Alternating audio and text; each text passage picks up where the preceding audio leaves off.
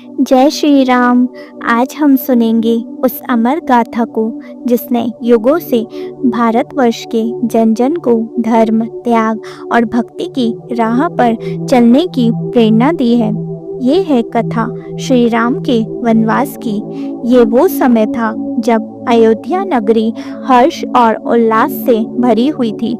राजा दशरथ ने घोषणा कर दी थी कि अगले दिन उनके सबसे बड़े पुत्र मर्यादा पुरुषोत्तम श्री राम का राज तिलक होगा।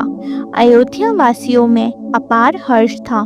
घर घर दीप जलाए जा रहे थे, फूलों से मार्ग सजाए जा रहे थे, परंतु विधि को कुछ और ही स्वीकार था। केकई, दशरथ की प्रिय रानी, जिसे कभी राम ने भी अपनी माता के समान सम्मान दिया था, मंथरा के षड्यंत्र से भ्रमित हो गई। उन्होंने राजा दशरथ के समक्ष दो कठोर शर्तें रख दी। पहला, राम को 14 वर्षों का वनवास। दूसरा, भरत का राज्य अभिषेक। ये सुनते ही दशरथ का हृदय टूट गया।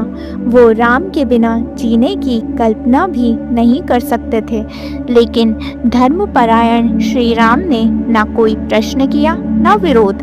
उन्होंने माता पिता की आज्ञा को परम धर्म मानते हुए वन जाने का निर्णय लिया। राम के साथ सीता और लक्ष्मण भी चलने को तैयार हो गए।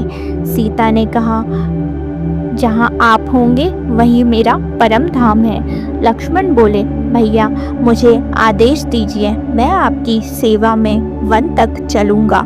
और ऐसे आरंभ हुआ वह महान वनवास, जहाँ उन्होंने कठिन परिस्थितियों को सहा, ऋषियों की सेवा की, राक्षसों का विनाश किया और धर्म की रक्षा की।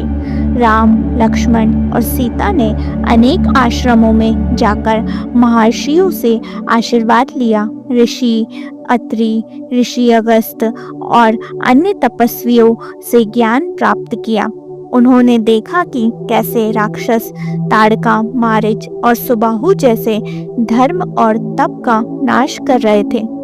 राम ने उनका विनाश कर धर्म की स्थापना की। जब राम ने राक्षसी ताड़का का वध किया तो राक्षस राज रावण के भाई खरदूषण ने बदला लेने के लिए हमला किया।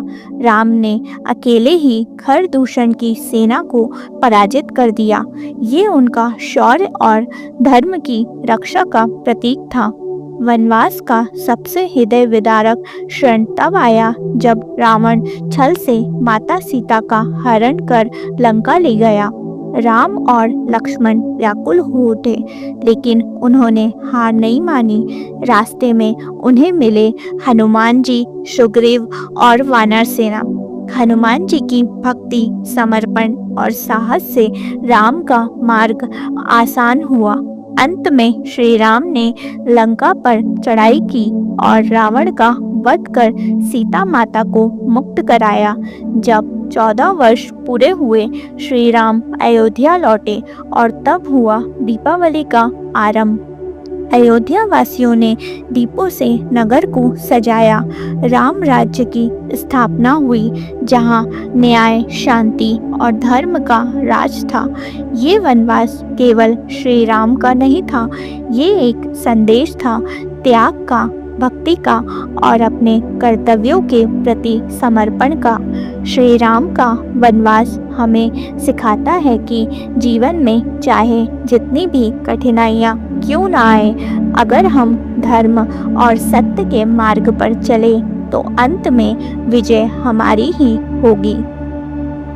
राम नाम सत्य है, राम ही मर्यादा है, राम ही आदर्श है और राम ही सच्चा धर्म है। जय श्री राम। आपका ये व्रत, ये भक्ति और ये श्रद्धा सदैव श्री राम के चरणों में बनी रहे। अगर आपको ये कथा पसंद आई हो तो भक्ति टेल्स को ज़रूर सब्सक्राइब करें और इस कथा को दूसरों तक पहुँचाएं।